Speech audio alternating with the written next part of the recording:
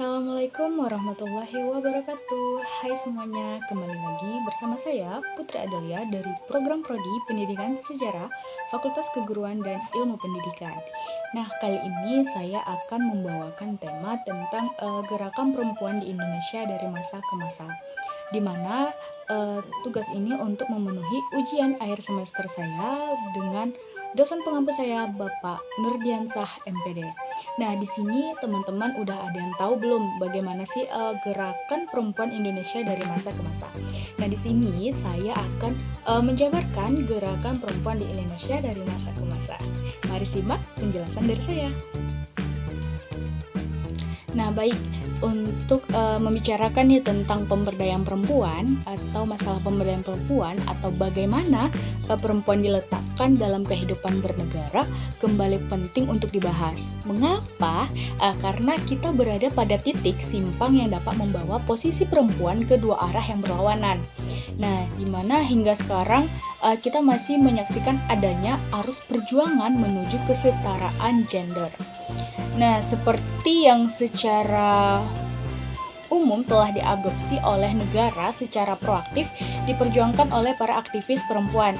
Arus ini belum bergerak sempurna komitmen negara terhadap pemberdayaan perempuan.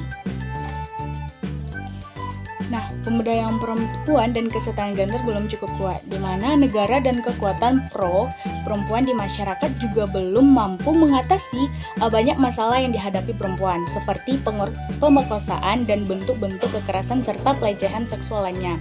Nah, perdagangan perempuan, didiskriminasi terhadap perempuan di tempat kerja, dan sebagainya. Namun, di tengah keprihatinan untuk merevitalisasi gerakan pro perempuan akhir-akhir ini muncul arus sebaliknya yang berlawanan dengan konsep kesetaraan gender. Sebagai contoh nih adalah bangkitnya wacana poligami dan praktek poligami oleh sejumlah elit politik dan elit masyarakat. Nah, Puspo Wardoyo, pemilik restoran Wong Solo adalah contoh dari figur laki-laki yang tidak hanya mempraktekkan poligami bagi dirinya, tetapi juga secara sangat proaktif mengkampanyekan poligami dan mendiskreditkan laki-laki yang memiliki monogami atau perempuan yang menolak poligami dengan menggunakan dalil-dalil agama Islam secara bias terhadap perkembangan wacana seperti itu. Negara tidak berbuat apa-apa. Nah, jadi di sini dalam pergerakan wanita dari masa ke masa ini terbagi menjadi beberapa. Yang pertama nih ada dari masa pra-kemerdekaan. Nah, organisasi perempuan pertama di Indonesia adalah Putri Mardika. Organisasi perempuan ini dibentuk atas bantuan Budi Utomo, di mana kelahiran Putri Mardika ini dan gerakan perempuan di Indonesia memang tidak bisa dipisahkan dari gerakan nasional, bahkan internasional yang memperjuangkan emansipasi, nasionalisme dan kebebasan dari kolonialisme. Nah, muncullah berbagai organisasi perempuan yang merupakan bagian dari organisasi pergerakan nasionalis seperti Jongjava, Young Javanas, dan Wanita Otomo. Nah, Aisyah Putri Indonesia, Wanita Katolik, Wanita Mujo, Jong Islamin, dan lain-lainnya pada masa kolonial dapat dipahami apabila perempuan dan gerakan perempuan secara bersama-sama dengan gerakan nasionalis membasmi ketidakadilan dari sistem kolonial sekaligus memperjuangkan hak-hak perempuan dan kesejajarannya. Nah, tonggak sejarah pada gerakan wanita pra-kemerdekaan adalah yang terpenting ini bersatunya gerakan perempuan Indonesia dalam Kongres Perempuan 1 yang berlangsung pada tanggal 22 sampai 25 Desember 1928 di Yogyakarta. Nah, yang memunculkan Perikatan Perkumpulan Perempuan Indonesia atau PPI, yang kelak berubah menjadi Perikatan Perkumpulan Istri Indonesia PPII. Nah, agenda pembicaraan Kongres ke-1 PPI ini meliputi pendidikan untuk kaum perempuan, nasib yatim piatu dan janda, perkawinan anak-anak, reformasi undang-undang perkawinan Islam, dan pentingnya meningkatkan harga diri perempuan dan kejahatan kawin paksa. Nah, sementara pada Kongres kedua nih PPI tahun 1930, persoalan yang diangkat sementara pada Kongres kedua PPI tahun 1930 ini tentang meliputi perdagangan perempuan, hak suara perempuan, perlunya kantor penerangan tenaga kerja untuk perempuan, dan penelitian keadaan sensitasi di kampung. Secara tingginya nih angka kematian bayi walaupun sudah 3/4 abad berlalu, banyak bahwa tema tersebut masih relevan dengan situasi perempuan Indonesia pada saat ini. Nah, pada gerakan yang kedua ada pada masa pemerintahan Soekarno. Nah, pada masa Soekarno ini perempuan tuh telah diakui haknya dalam politik, baik hak pilih dalam pemilihan umum 1955 atau untuk duduk sebagai anggota parlemen. Pada masa itu juga telah ada undang-undang yang bernuansa keadilan gender, yaitu Undang-Undang 80 1958. Undang-undang tersebut menentukan prinsip pembayaran yang sama untuk pekerjaan yang sama. Nah, perempuan dan laki-laki tidak dibedakan dalam sistem penggajian. Keluarnya undang-undang ini merupakan salah satu contoh dari keberhasilan perjuangan kaum perempuan pada itu. Baik, pada gerakan yang ketiga ini masuk pada gerakan perempuan di masa Soeharto. Nah, era Soeharto ini adalah era kooptasi organisasi masyarakat. Kemandirian dari organisasi masyarakat menjadi hilang dengan politik wadah tunggal. Nah, organisasi perempuan juga menjadi korban kooptasi pada masa itu.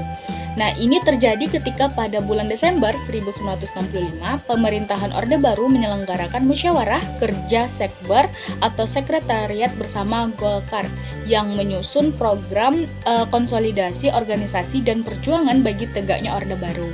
Dalam konsolidasi ini terdapat 23 organisasi wanita yang tergabung dalam koordinasi wanita Sekber Golkar, dan untuk mewadahi organisasi wanita ini maka dibentuk Himpunan Wanita Karya atau disingkat dengan HWK. Nah, sebagai bagian dari konsolidasi tegaknya Orba, sebagai organisasi perempuan yang besar pun pada akhirnya dipaksa untuk masuk Golkar pada tahun 1928. Nah, hilangnya otonomi ini sudah barang tentu sangat membatasi ruang gerak organisasi karena tidak bisa menentukan garis perjuangannya secara bebas, apalagi berseberangan dengan kehendak penguasa. Meskipun begitu, bukan berarti perjuangan perempuan ketika itu tidak membuahkan hasil sama sekali. Pada tahun 1968, pemerintah menyetujui pemberian cuti hamil selama 3 bulan dan cuti haid selama 2 hari bagi pekerja perempuan, dan pada tahun 1974 pemerintah mengesahkan Undang-Undang Perkawinan nomor 1 pada tahun 1974. Baik, masuk kepada gerakan wanita pada masa tantangan masa kini. Nah, ini pada gerakan yang terakhir, tumbangnya pemerintahan Soeharto tahun 1998 memberi harapan baru bagi terjadinya reformasi yang menyeluruh dalam sistem politik. Nah, pemerintahan, ekonomi, dan sosial, namun banyak dari harapan tersebut yang hingga sekarang belum dapat terrealisasi. Bahkan tidak jelas pula apakah sesungguhnya kita sedang berjalan mendekati harapan tersebut, nah atau justru sedang menjauhinya. Di mana Indonesia pasca reformasi 1997 mengalami kekacauan dalam banyak hal, seperti korupsi yang justru semakin merajalela dan terang-terangan konflik suku dan agama yang berdarah-darah. Nah, pelaksanaan otonomi daerah yang amburadul dan situasi ekonomi yang semakin terpuruk. Dalam situasi yang kacau seperti ini, masalah perempuan menjadi tenggelam dan seolah-olah terlupakan. Media massa lebih sibuk dengan liputan politik, konflik sosial, dan peristiwa hukum yang melibatkan banyak elit, padahal masalah perempuan bukan sudah terpecahkan, terjadi justru berada pada situasi yang lebih rentan. Nah, harus diakui bahwa selama kurun 3 tahun berakhir ini ada kemajuan penting yang patut dicatat, yaitu keluarnya Inpres nomor 9 tahun 2000. Inpres ini nih dapat dikatakan sebagai produk monumental dari perjuangan perempuan, karena dalam Inpres ini nih ditekankan tentang keharusan bagi setiap instansi pemerintahan di pusat dan di daerah untuk melakukan pengurusutamaan gender. Nah, kantor Menek PP ketika ini dipimpinnya oleh Kofifa Indar Prawangsa pada masa itu. Baik, masuk pada kesimpulan dari gerakan perempuan dari masa ke masa. Nah, dapat disimpulkan bahwa secara umum dapat dikatakan bahwa baik sebelum kemerdekaan atau setelahnya ada bukit kemajuan nyata yang dialami perempuan. Namun, ada pula cukup bukit bahwa perempuan belum sepenuhnya bebas dari diskriminasi, eksploitasi, dan kekerasan. Masih banyak perempuan yang mengalami pelecehan, menjadi korban kekerasan, mengalami menganalisasi baik di rumah tangga atau di tempat kerja terhadap perlakuan yang tidak adil tersebut. Hukum belum berpihak pada perempuan hingga akhir ini. Akibatnya masyarakat semakin tidak percaya pada pemerintahan dan lembaga penegak hukum. Nah, sekian dari saya. Semoga apa yang saya sampaikan bermanfaat untuk saya dan juga teman-teman. Nah, saya akhiri dengan Assalamualaikum warahmatullahi wabarakatuh. Terima kasih dan tunggu video-video saya selanjutnya. Bye-bye.